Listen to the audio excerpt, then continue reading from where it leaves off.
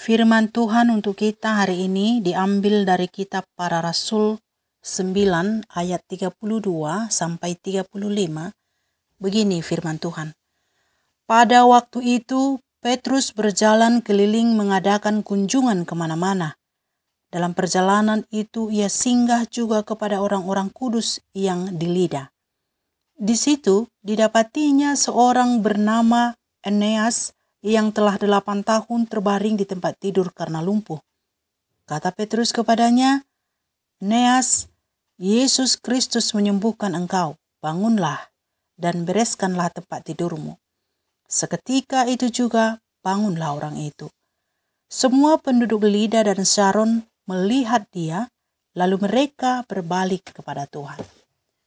Saudara yang terkasih di dalam Yesus Kristus, berserah kepada Tuhan. Inilah yang menjadi tema khotbah untuk kita. Allah sangat menghendaki supaya manusia percaya dan berserah kepadanya, sebab Ia Maha Kuasa dan mengasihi manusia. Namun, untuk percaya dan berserah kepada Tuhan bukanlah pekerjaan yang mudah, sekalipun seseorang itu sudah menjadi Kristen. Persoalan-persoalan atau penderitaan dan bahkan keinginan duniawi bisa membuat orang percaya tidak lagi berserah kepada Tuhan, tetapi beralih kepada ilah-ilah atau berhala-berhala, atau bergantung kepada kekuatan penguasa-penguasa yang ada di dunia ini. Bahkan tanda-tanda mukjizat pun tidak menjamin seseorang tetap mau berserah kepada Tuhan Allah di sepanjang kehidupannya. Contohnya, umat Israel yang sudah melihat tanda mukjizat di Mesir dan di perjalanan menuju Kanaan tetap saja tidak berserah kepada Tuhan dengan sepenuh hatinya. Malah mereka memberontak kepada Musa hamba Allah itu dan kepada Tuhan Allah dengan membuat patung lembu emas. Bahkan Tuhan Allah juga sudah menampakkan dirinya dalam embun yang tebal supaya umat itu mendengar Allah berbicara kepada Musa, yang tujuannya supaya mereka bisa percaya kepada Musa yang menyampaikan firman Tuhan kepada mereka. Dalam perjanjian baru juga begitu. Betapa banyak orang yang pada mulanya mengikutkan Yesus karena pengajaran dan mukjizat-mukjizatnya. Tapi pada akhirnya banyak juga dari mereka yang pergi meninggalkan Tuhan Yesus. Semakin menandakan betapa sulit untuk berserah kepada Tuhan sekalipun sudah melihat dan merasakan mukjizat.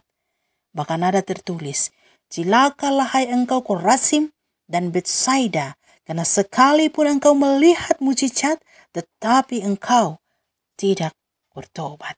Tidak bertobat itu sama dengan tidak berserah. Tapi bukan berarti mukjizat tidak perlu. Banyak orang-orang yang tertolong karena mukjizat-mukjizat Yesus.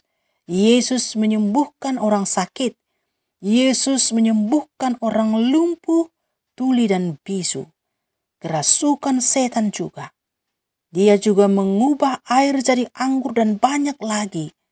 Yang semuanya ini bertujuan untuk menolong orang-orang yang lemah dan sakit. Sebab Yesus penuh dengan belas kasihan.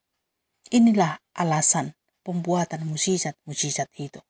Dan kepada murid-muridnya, ia juga memberikan kuasa untuk melakukan mukjizat, menyembuhkan orang sakit, dan mengusir setan-setan. Seperti Petrus di Lida, ia menyembuhkan Eneas hanya dengan mengatakan, Eneas, Yesus Kristus menyembuhkan engkau. Bangunlah dan bereskanlah tempat tidurmu.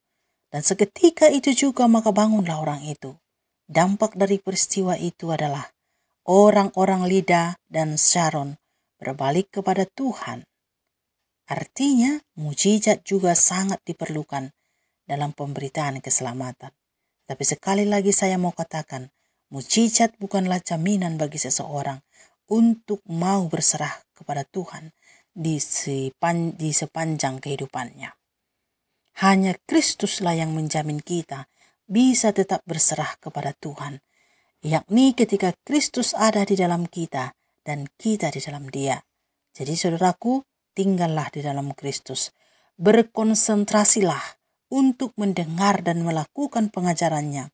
Sebab itu mampu membuat orang bertahan untuk setia dan berserah kepada Tuhan sampai akhir zaman. Mukjizat bisa hanya sebentar saja bertahan lalu berlalu dengan segera. Tetapi kasih Kristus kekal untuk selamanya.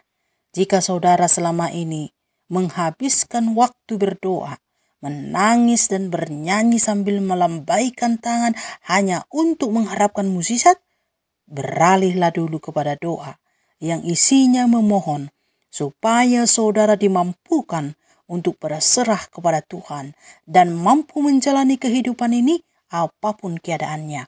Terlebih-lebih mampu mengasihi Tuhan Allah dan sesama, sebab itu akan lebih baik dan membawa sukacita. Ingat dan ketahuilah bahwa Tuhan tidak selalu memakai mukjizat untuk melepaskan kita dari persoalan, tetapi bisa dengan cara-cara yang alami dan sederhana yang terkadang tidak kita sadari.